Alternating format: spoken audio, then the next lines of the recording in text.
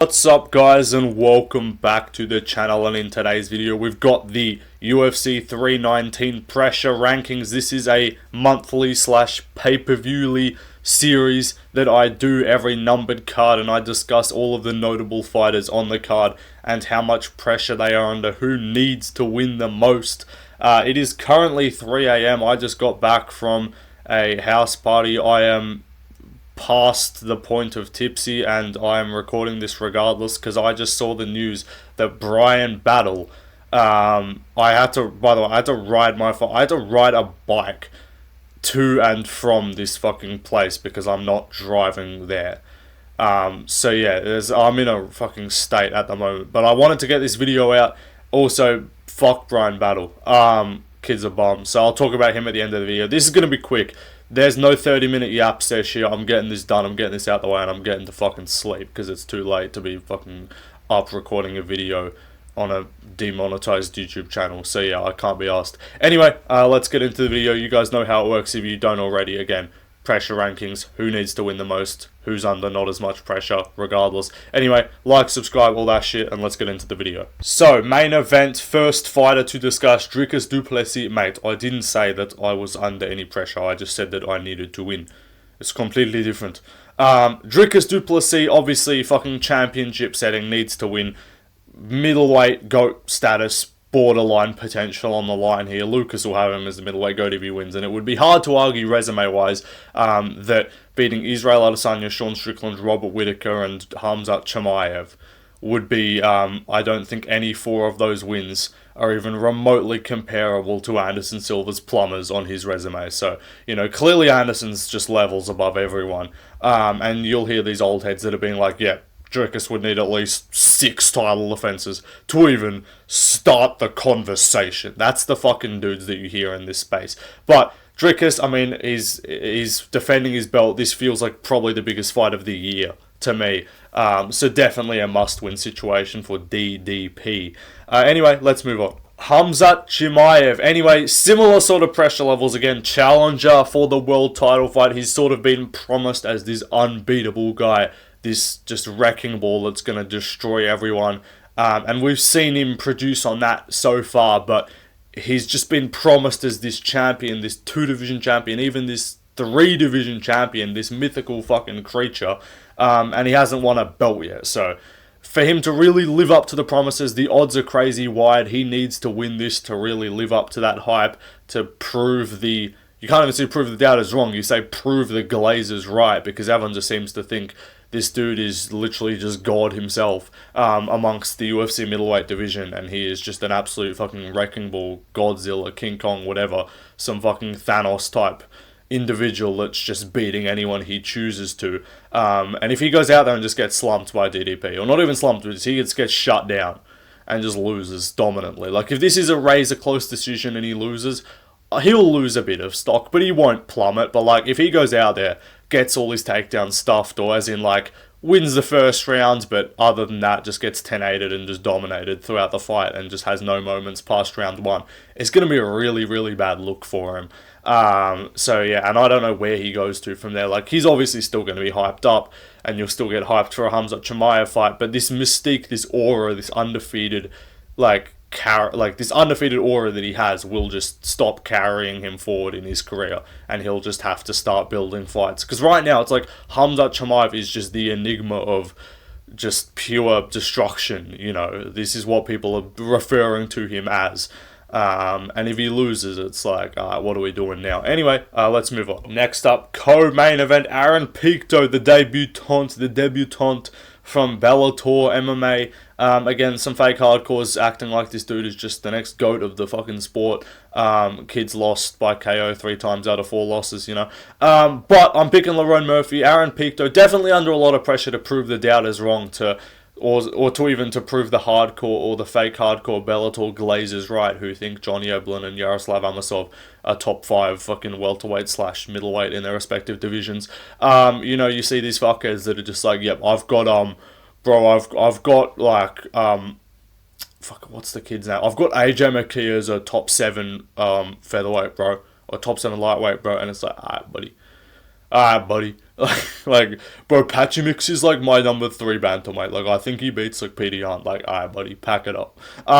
Like, people were really saying that shit. People were acting like Pachimix was a top 5 bantamweight before he lost to Mario Batista.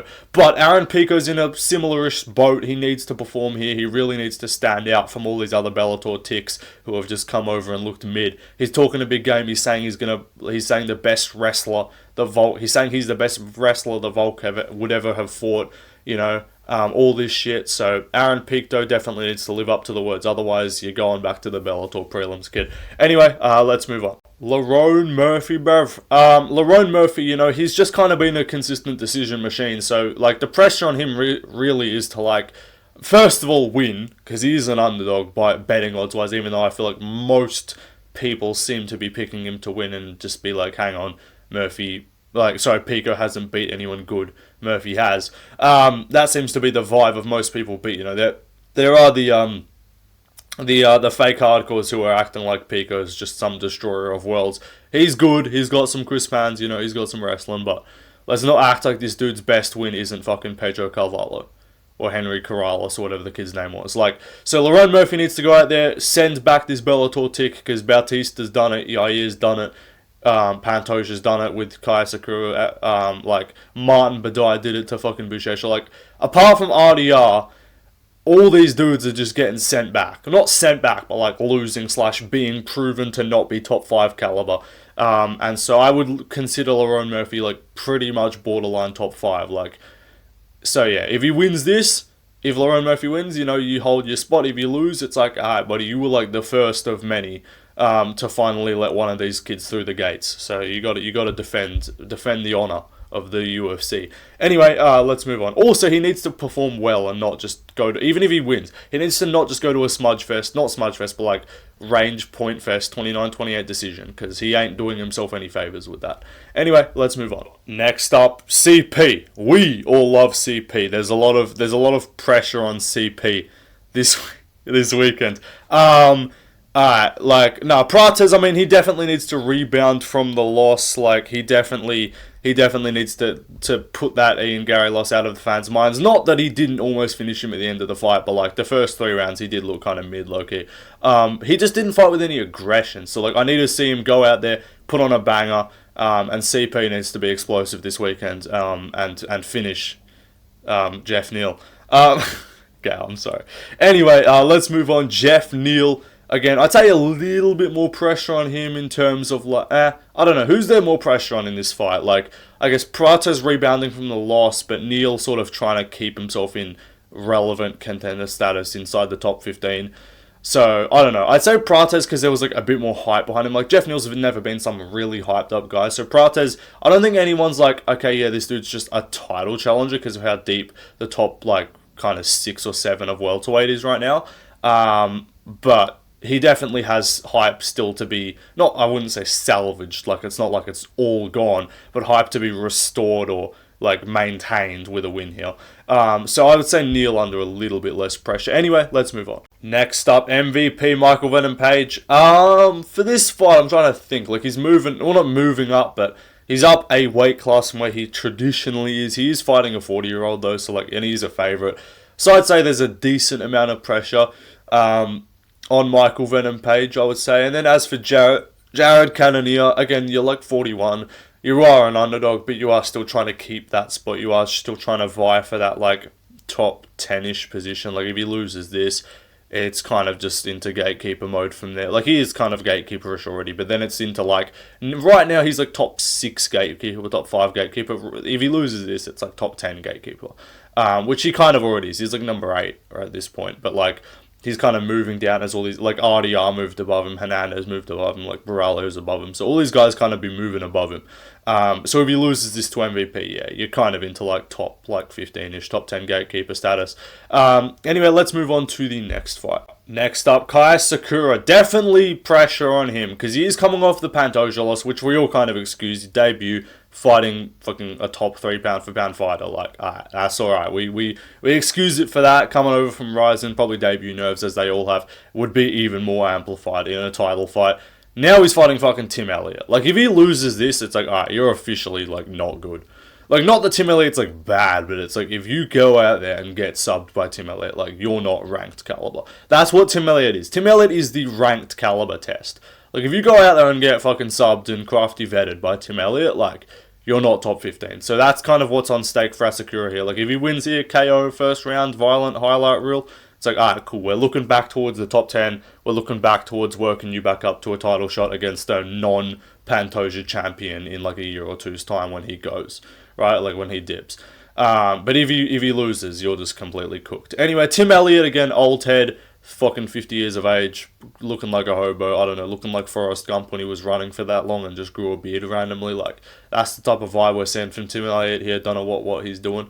I don't know what the fuck's doing. Kid needs a fucking Manscaped sponsorship or something. I don't know. But Tim Elliott's rocking the fucking MMA guru beard.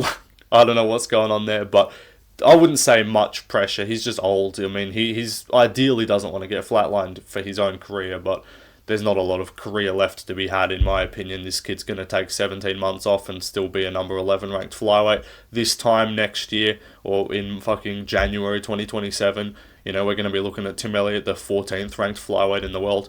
Anyway, let's move on. Next up, Bayern Saak.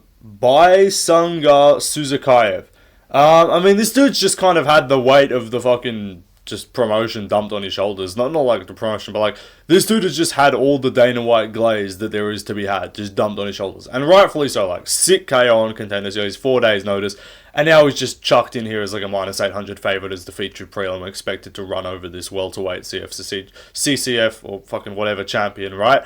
Regional guy, decent, fucking, I don't know, decent, like 8-3 regional champion, whatever, cool. And he's expected to just kill him. Dana White made, like, the press conference lineup was announced, like, earlier this week, and they've added him. And he's had a little bit of back and forth, you know, Khamzat Chimaev's butt buddy or whatever's what the guy said. You know, he needs to go out there and fucking flatline this dude in round 1 and get a highlight reel. Because even if he takes this dude to like a split decision, Dana White can't then go to the press conference and be like, hey, let me tell you about this kid Susakayev. Let me talk about this kid Jimmy. That's what we call him on here, Jimmy. Like, let me tell you. This kid's a savage. Like, if he split decisions, this guy. Like, for Dana White to keep glazing him, and for this dude to get, like, another quick turnaround and keep that promotion going and really gain that fan base, he's got to just kill this dude in a round in the featured prelim spot. Eric Nolan, I'm not even going to put a slide for him, but, like, dude, no pressure, really. You're coming in short notice as a massive underdog fighting Dana White's new fucking personal boy toy, you know. No, but I like Susakayev. He's chill, like, he's cool. He's a great fight. I'd love to fight him. But, like, I already know UFC is going to do him and, like, Bakoev in, like, 2 years from now. Because the UFC just hates me and hates my channel and just wants to match up all my favorite fighters. Don't be surprised when Carlos Prates versus Joel Alvarez gets made in 2026. Anyway, let's move on. Mikhail Oleksiejczyk. I mean, he was on a losing streak. He since then won a fight against Strickers Dumas.